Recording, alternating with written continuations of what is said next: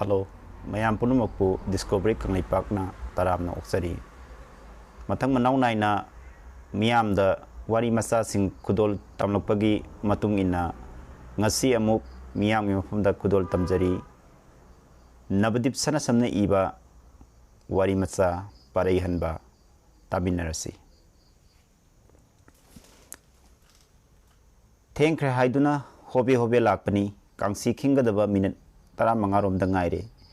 school gi gate loan gadaba khajik ta ngairam le prap sangsinduna head mistress ki kada sign taunaba sangsilami head mistress tu senior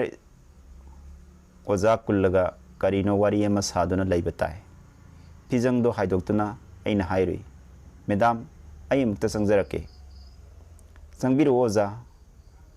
sangsinduna attendance register da sign tawringai da makhoi gi wari do makha satharai Madam, oiro da bangani karino mong ama tawduna school dagi potha hankibana pharani school mixat mangna bani mawong Yengkhisi ngai ko aduga ingonda onsenduna sar kobro warning bell su ngayak wali ngayak ta phamthako wafam amata khanakisi head mistress ka mayoknana magi table dagi lapthokna thariba sauki singdugi amada ai sangsinduna phamli mahakna magi wari do saurakpa ama lirai wari do sini class 6 ki satra singi manungda mangal ko satra amakak class manungda itatatna uiba oja singna phana haibasu hekta uiba phan matakta lebanduna phu saiduna dandi pirabasu ngahak leiraga hekta phan nga thaduna tumduna leramba sini masina maram oiduna hana class ki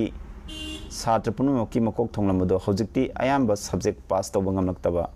oja singsu mahak ngangnabada thabak ama oire asini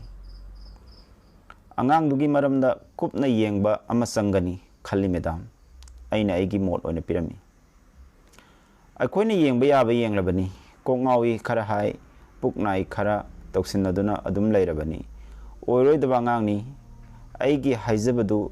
kakthatuna oja kulana sampatna harai ayhak tumil lerami head mistress na harai phare kona kupna khanarasi warning bell tagadore assembly amukta thoklukisi malemgi atai mafam gidi khangdre manipur gidi lanai school gi oja hairedana nongmada period mari manga sangba taba ayamba school gi wani talab ki wadi khangdi ahanba ni suba period tainana sanglure ahum suba period of lay haiduna ngayakta pothage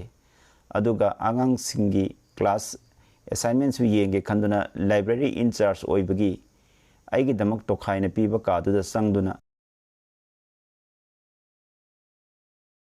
sauki da phamthaba da ngairi mama samprasido laktuna head mistress na amukka lakpiu haiduna chatle private school gi oja na ha singidi sallamsada ahum phangbi langgon panduna khoibe yaba khoiraba matung ukai amuk jinghanbagum magi kada sangsinduna leplaga madam kari takpi gadaba madam do non thaduna lerambadagi lekhatuna aibu yenglaga harai sir period ani thangana sanglubagi waramlani adubu class 6 takadaba ojado laktre maut amukta sangbiu haijage tawbani haizeroi thaudaroi kari haironi pani madam hairamaga teaching material khara puduna class 6 tamna adum chale aikoi head mistress si sahi khara leichale akoi bu masagumna sinna bani kai hanubi sida saji masagumba aina kari amuk hangana haironi class yoraga angang singbu motivation tawre takadaba parado maming laukthokduna takba hore angang singi mawong hairap yengduna sathabada nupa masa gi nakanda ani suba pareng da phamba nupa masa ama phanda ngathaduna uirum tumlibado uri aihak sangsinduna yenglami angang do manakta oja sanglakle khangdi class 2 da leiriba satra satri punamak mahak tamna yenglai mahak tiningai dana phan awang maduda ngathaduna tumli tainaba satadunda aina hangi magi maming kari kawi mangal मासी असुमना नुंगती तुमब्रा तुमी Sartre Kharna सब मानना खुमलई महाक असी ओइबा तारे head mistress का ओजा कुलगा साना होबो वारी दुदा पन्ना होरिबा सात्र दु इपा पाबा मसादुगा मसम मना निथिजना हापीदबना इयुंग युंगना उरे सेलिबा मफी मरोल दु अमन बदिनति अदुबु मोताई सुदाइनबा उरे ngaksamgi collar adu khare kare desk mathakta lairiba hangdokpa lairik to mamaina upsinduna tumli lairik ki masida pairiba khutsa ge khujin singdo amot pasangle kusudusu taiphet taire anaba gumle sar madi nuti gi first period tagi adum tumbani manakta sariba wari do angang duna tadi nungaina tumli aina tainabada phamliba satatuda angang dubu hogdoknaba ingit tawrami satraduna makut khudingna induna hogdolami nupa masado ingaw na laiduni yenglai ozana manakta pointer ama paiduna leptuna lerambaduda makut yetu tingtholai oza ataina ui haiduna toina phubi baduda phugada boiningduna hanana khut tingtholaklibani naming kari kawi kumde peri peri leptuna lai Ming hangbani phuge haibanate nakutu loksalu kiti kurum makutu loksilaga mangal karigino nangna ayamba class da tummi hairibase yumda tumdra tummi sar latkak tawraga tapna khumlai khangde sar tumningba khangba ngamde thengna tv yengbra yengde thengna lairik pabra pade makha tana hangdre phare lairik take uidana bo hotnau asi hairam laga blackboard mamang da sangsinduna kari no takliba paratuda mari leinaba warol khara iduna pirami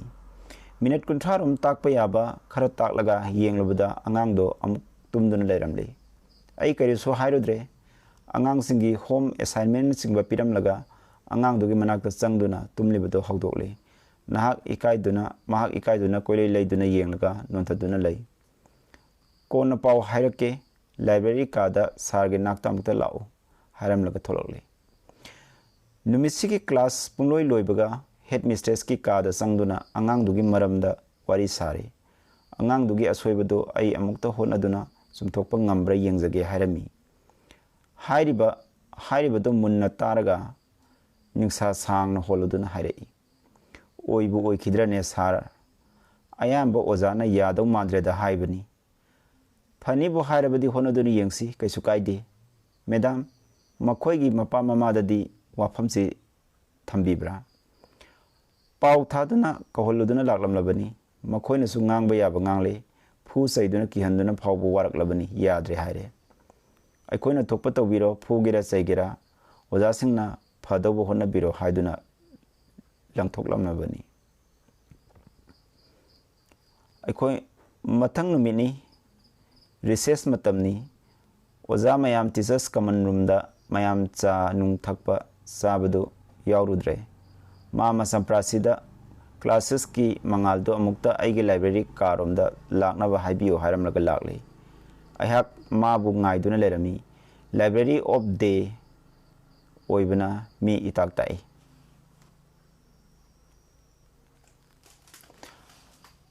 angang nupa masado laktuna ayaba lawraga sanglaktuna aigi mangda leplare